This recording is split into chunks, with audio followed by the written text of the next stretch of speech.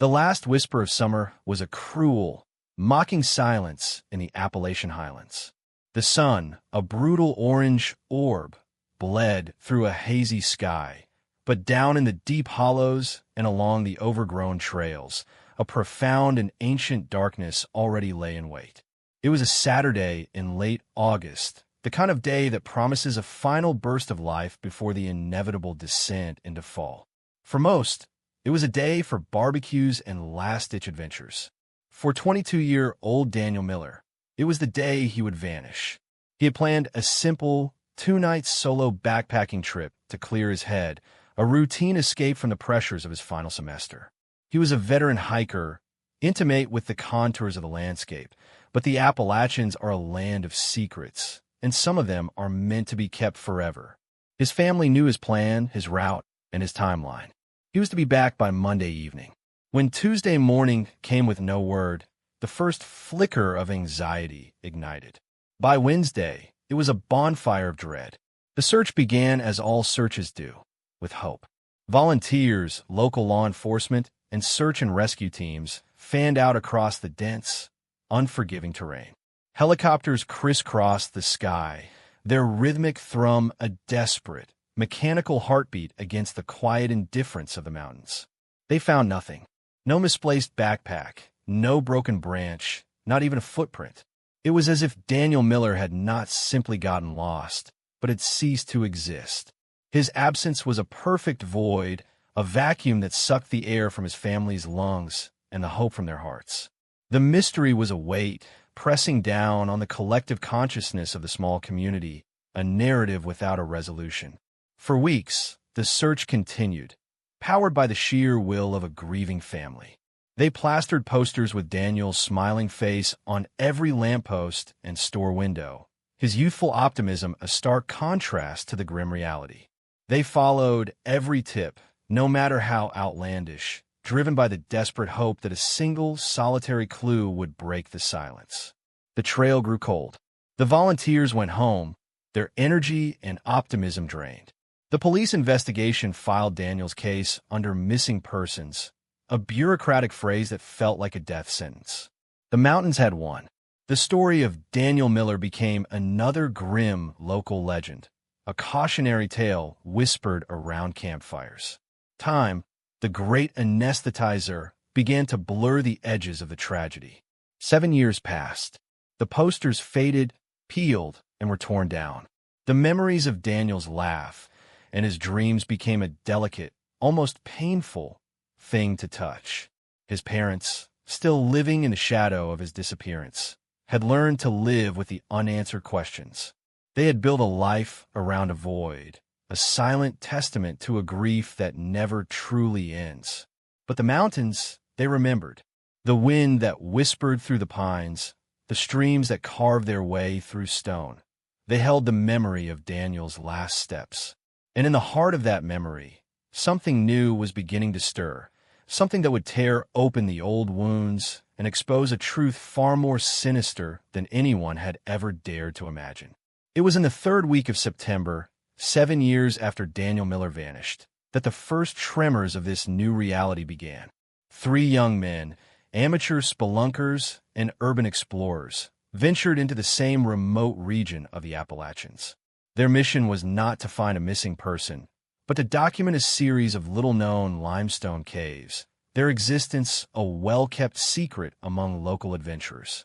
They were armed with high-tech gear, including a specialized ground-penetrating radar unit, a tool usually reserved for professional geologists and archaeologists.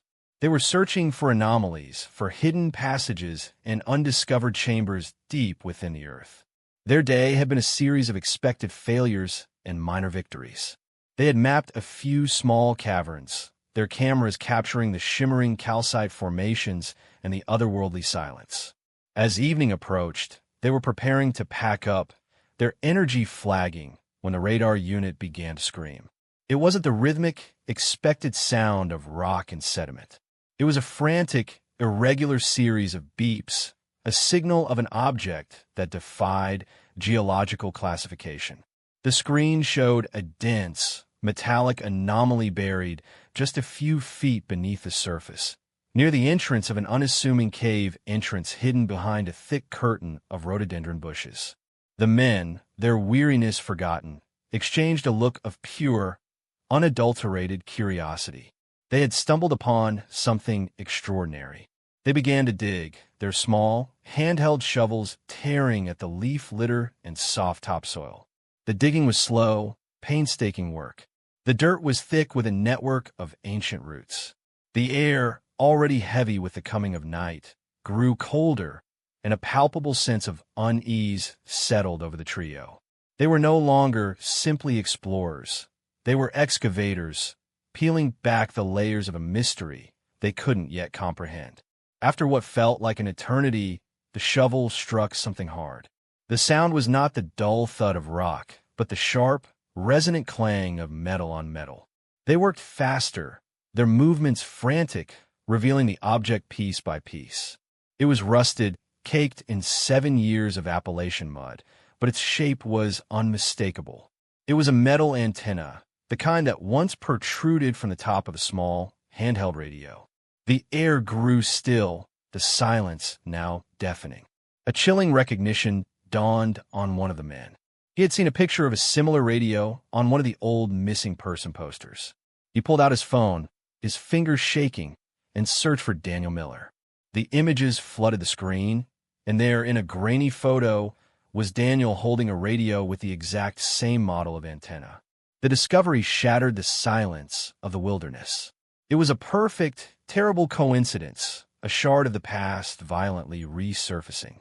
The three friends, who had come seeking adventure, were now standing on the precipice of a grim truth.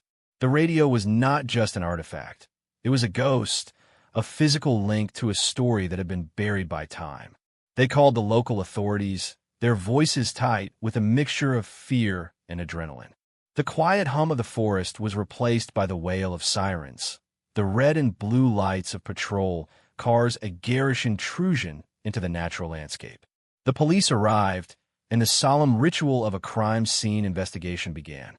The area was cordoned off with bright yellow tape, a stark line of demarcation between the world of the living and the final resting place of a ghost.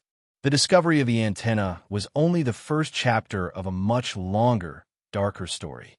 The digging continued, a slow and methodical excavation that felt more like a burial than a resurrection. The antenna was not alone. Buried just beneath it, nestled in the damp earth, was a single, rusted arrowhead. Its design was archaic, a relic from a different time, and its presence felt deeply anachronistic. What was a Native American artifact doing next to a modern piece of technology? The question hung in the air, a puzzle piece that didn't fit, a disturbing element that twisted the narrative into something far stranger and more complex. It hinted at a story that went beyond a simple accident or a tragic misstep. It suggested a different kind of ending, one that was not a product of nature's indifference, but of human intent. The presence of the arrowhead was a whisper of a forgotten history, a dark echo of an older violence, and it cast a new and terrifying light on the disappearance of Daniel Miller. The search for a lost hiker had just become a cold case murder investigation.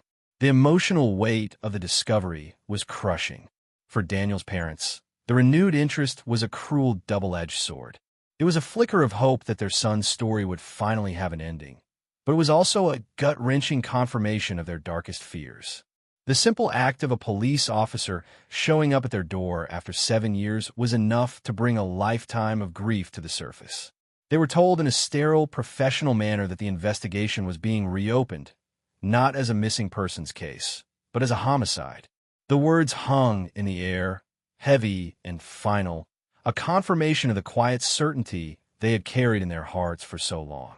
For 7 years, they had clung to the hope, however faint, that their son was out there somewhere, perhaps living a new life, lost to the world but not to existence. The discovery of the antenna and the arrowhead had murdered that fragile hope. They were now grieving a death they had long suspected but never confirmed. The media, ever hungry for a compelling narrative, descended on the small community, their cameras and microphones a fresh intrusion. The story of Daniel Miller, which had faded in a local lore, was now national news. The details were repeated ad nauseum. The dedicated hiker, the serene mountains, the strange artifacts.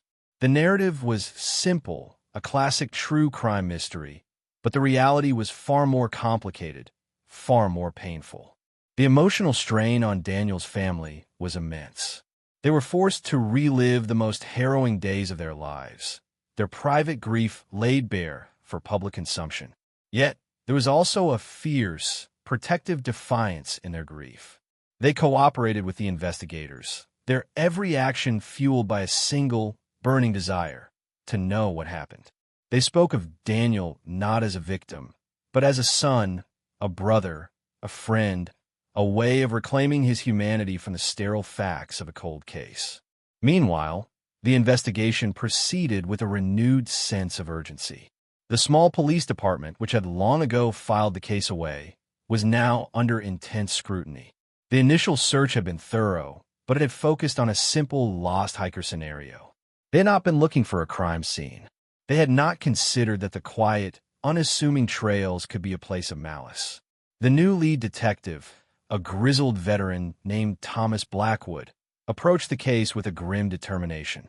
He was a man who believed that the land never lies, that the earth holds on to its secrets, but eventually it gives them up.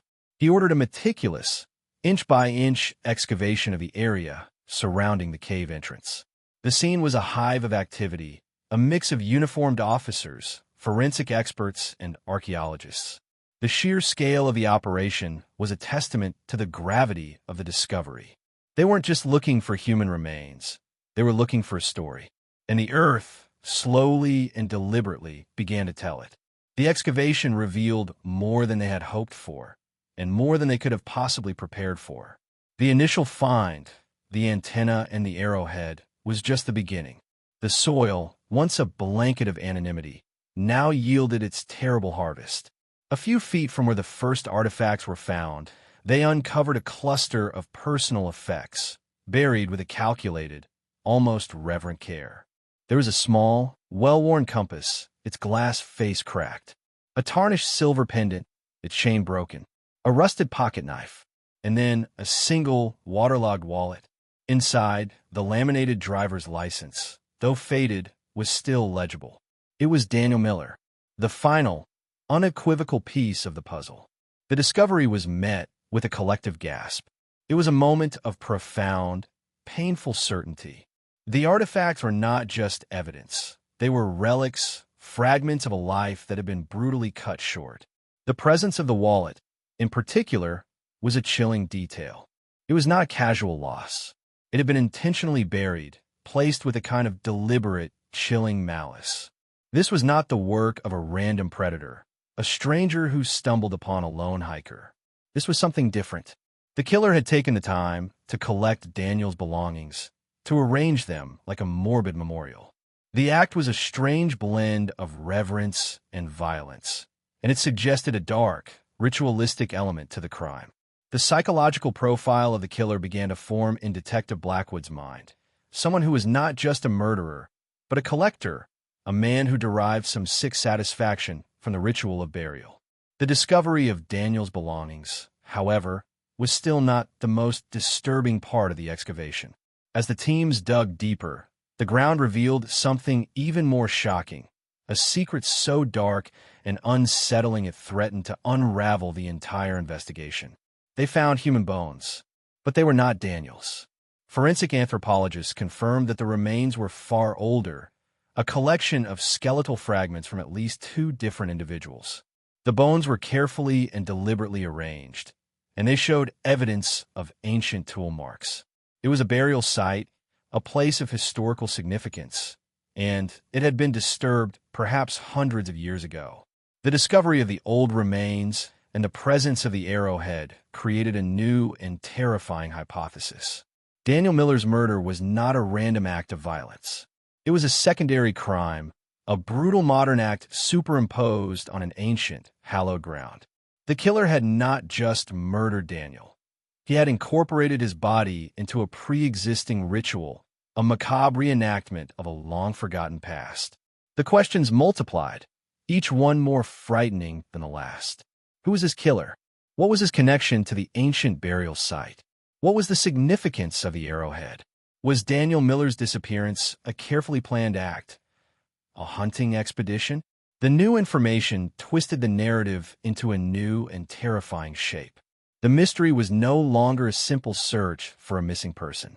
It was a journey into the dark history of the land, a search for a motive that was as old as the mountains themselves. The Appalachians, it seemed, had been hiding a secret for centuries, a secret that had claimed Daniel Miller as its most recent victim. The sense of dread grew, a suffocating, almost physical presence. The investigative teams, once focused on a modern crime, were now forced to consider a darker, more primitive possibility. They were no longer just looking for a murderer. They were searching for a madman, a man who saw the present through the lens of a violent, forgotten past.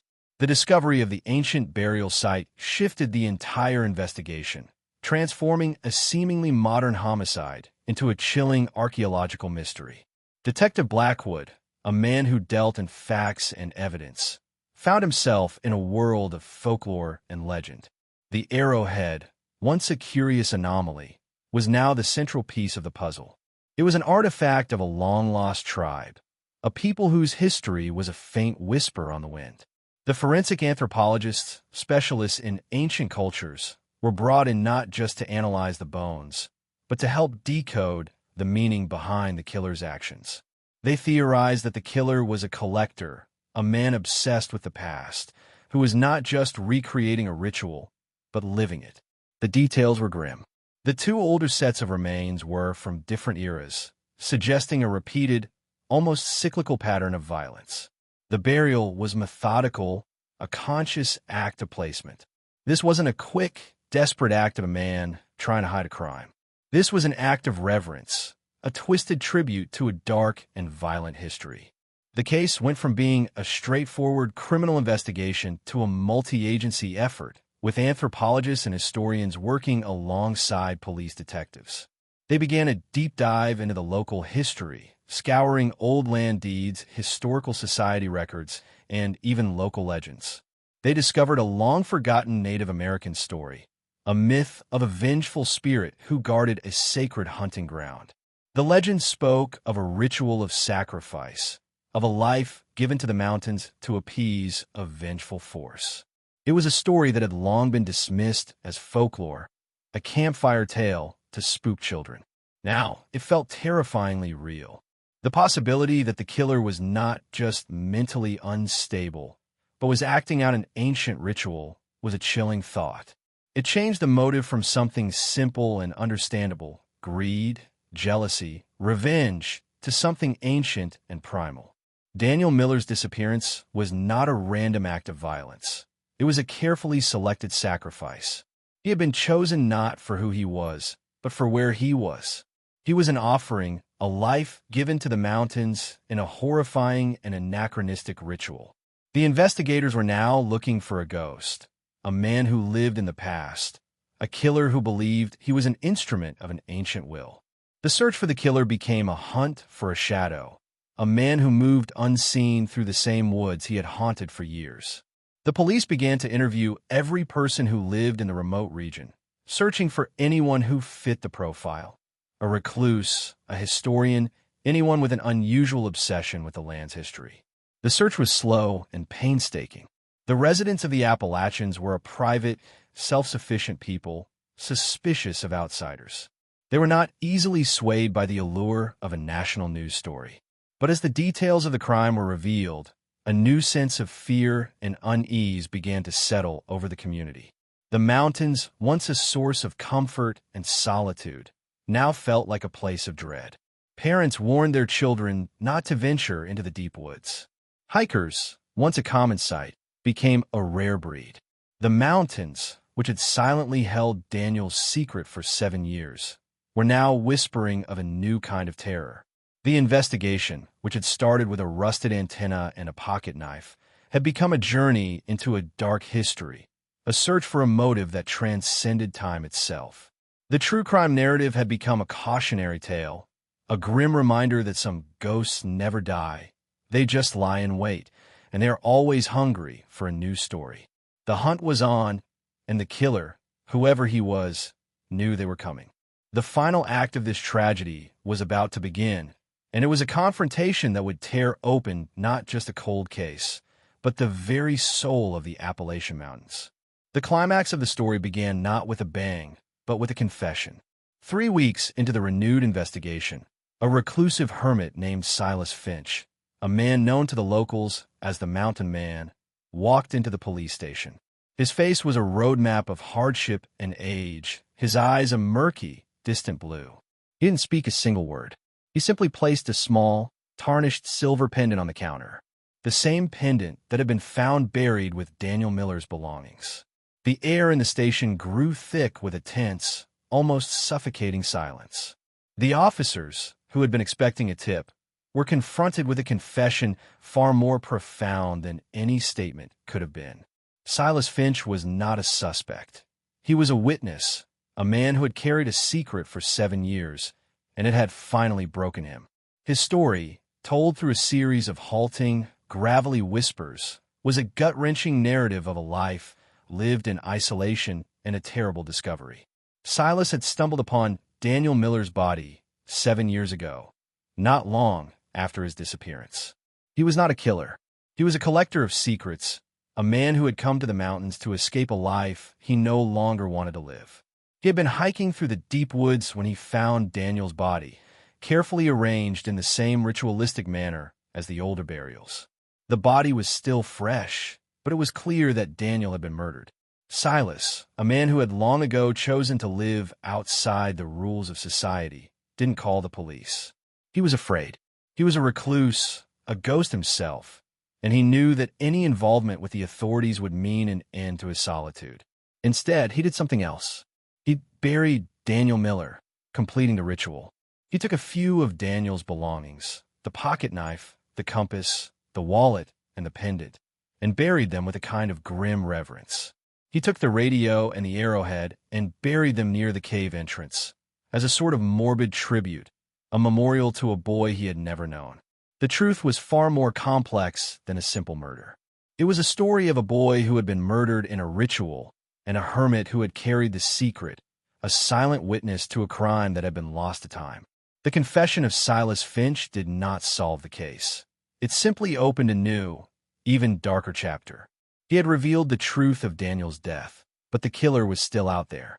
The police, now with a new lead, a new motive, and a new timeline, began the hunt for the real murderer. Silas's story had a new, terrifying twist.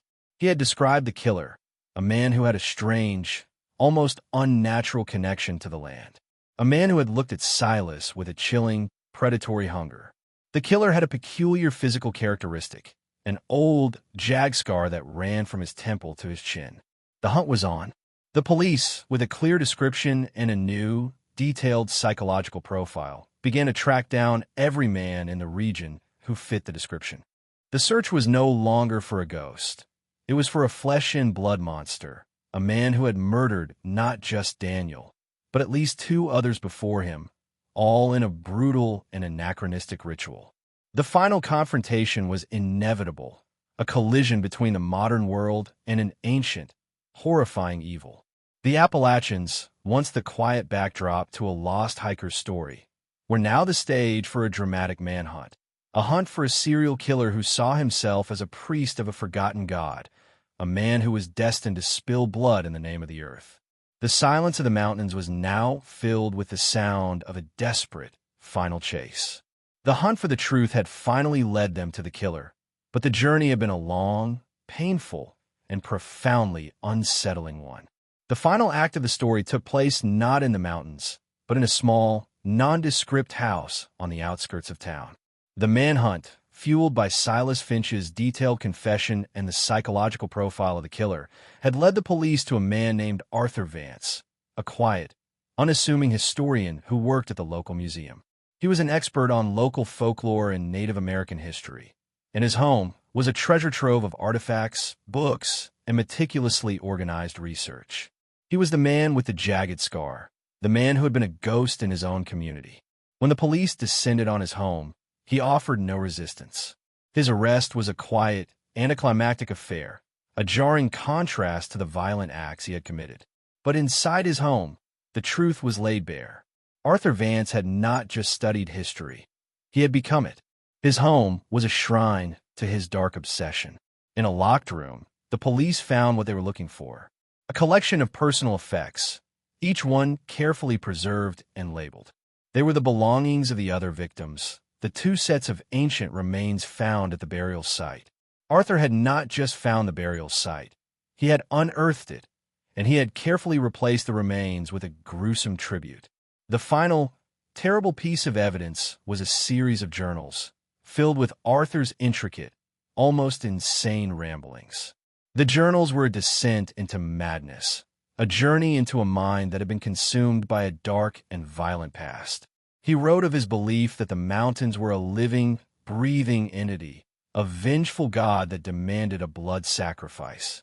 He wrote of the ritual, of the careful, almost sacred placement of the bodies, of the feeling of power and purpose he felt with each kill. His words were a terrifying blend of scholarly research and homicidal madness. Daniel Miller was not a random victim. Arthur had been watching him, a young man who had dared to venture into what Arthur considered his sacred hunting ground. Daniel was the perfect sacrifice, a symbol of the modern world encroaching on an ancient, forgotten place. The revelation of Arthur Vance's motive was both horrifying and profoundly sad. He was not a monster in the traditional sense, a man driven by greed or lust. He was a man consumed by an idea, a dark and dangerous philosophy that had twisted his mind into a weapon. His obsession had cost 3 people their lives, all in the name of a ritual that existed only in his mind. The community, which had been living in a state of fear and anxiety, was left to grapple with a new and unsettling truth. The killer was not a stranger, but a man they had all known, a man who had walked among them, a ghost hiding in plain sight. The case of Daniel Miller was finally closed. The missing person was now a victim, and the mystery had finally been solved. But the resolution was a bitter pill to swallow. The sense of closure was tempered by the knowledge that a man's life had been sacrificed to a twisted belief system. The Appalachians, which had been a symbol of nature's beauty and indifference, were now a place of profound dread, a land that held a dark and terrible secret. The story of Daniel Miller, which began with a silent disappearance, had ended with a horrifying truth, a truth that proved that some of the greatest evils are not to be found in the supernatural, but in the dark and twisted recesses of the human heart. The final silence was not the silence of a missing person, but the deafening silence of a tragedy finally understood.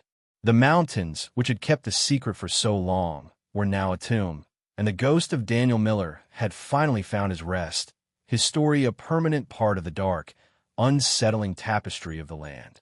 His death was a reminder that some of the greatest mysteries are not about what is lost, but about what is found, and that the truth, when it finally emerges, can be far more terrifying than the silence that preceded it. The narrative of Daniel Miller's disappearance had come full circle, from a simple case of a lost hiker to a grim tale of ancient rituals and modern madness, a story that would forever be etched into the memory of the Appalachian Highlands.